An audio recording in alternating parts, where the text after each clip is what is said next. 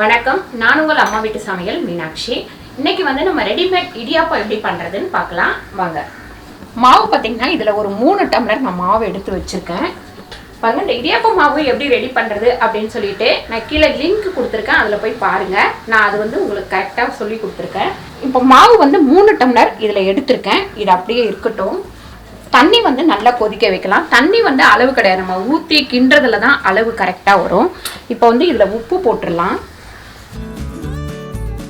கரெக்டாக 1.5 ஸ்பூன் உப்பு போட்டிருக்கேன்.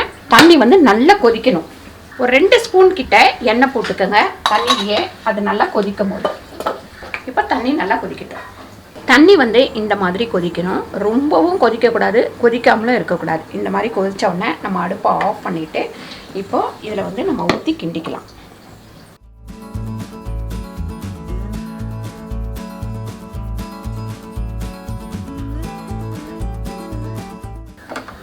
இன்னும் கொஞ்சம் தண்ணி விட்டுக்கலாம்.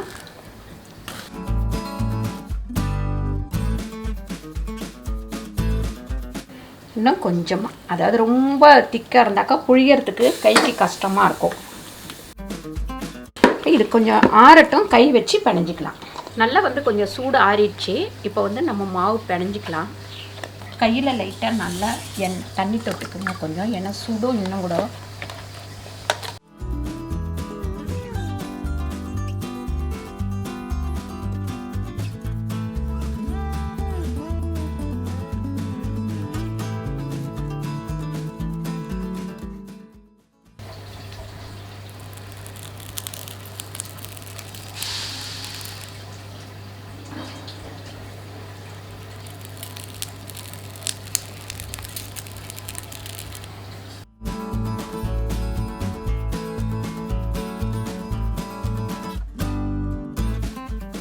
இந்த மாதிரி தட்டில் வந்து இப்படி புழிஞ்சு வச்சுக்கலாம். உங்களுக்கு எப்படி வசதி இல்லை, ஃபுல்லாக தட்டு ஃபுல்லாக புழியறதுனாலும் புழிஞ்சிக்கலாம்.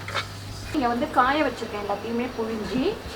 இது வந்து கிட்டத்தட்ட நமக்கு ஒரு 5லேருந்து 6 மணி நேரம் காயணும். அப்போ தான் நமக்கு கெட்டு போகாமல் நல்லா இருக்கும். இப்போ இது காயட்டும் நல்லா. பாருங்கள், ரெடிமேட் இடியாப்பம் வந்து ரெடி ஆயிடுச்சு. இது வந்து நம்ம சுடுதண்ணி கொஞ்சம் வச்சுட்டு நல்லா கொதிக்கிட்டோன்னு சொல்லிவிட்டு இதை ஒரு பாத்திரத்தில் போட்டு சுடுதண்ணி மேலே ஊற்றி ஒரு 2 நிமிஷத்தில் வடிகட்டிங்கன்னா நமக்கு இடியாப்பம் வந்து ரெடி ஆகிடும். சூப்பராக நமக்கு வந்து ஈஸியாக இருக்கும். இது வந்து ஒரே நாள் நல்லா வெயில் அடிக்கும் போது செஞ்சிங்கன்னா தான் இது கரெக்டாக இருக்கும். ஒரே நாள் வெயிலில் வந்து காஞ்சிடணும். பாருங்கள், அம்மா வீட்டு சமையலில் இந்த மாதிரி ரெடிமேடாக என்னென்ன பண்ணணும்னு நிறைய வீடியோ போட்டிருக்கேன். கண்டிப்பாக அது எல்லாமே நீங்கள் போய் பாருங்கள். அது எல்லாமே உங்களுக்கு யூஸ்ஃபுல்லாக இருக்கும். இந்த வீடியோ உங்களுக்கு பிடிச்சிருந்தால் லைக் பண்ணுங்கள், ஷேர் பண்ணுங்கள், சப்ஸ்கிரைப் பண்ணுங்கள், ஃபேஸ்புக்கில் ஷேர் பண்ணுங்கள், மறக்காமல் கமெண்ட் பண்ணுங்கள். நன்றி, வணக்கம்.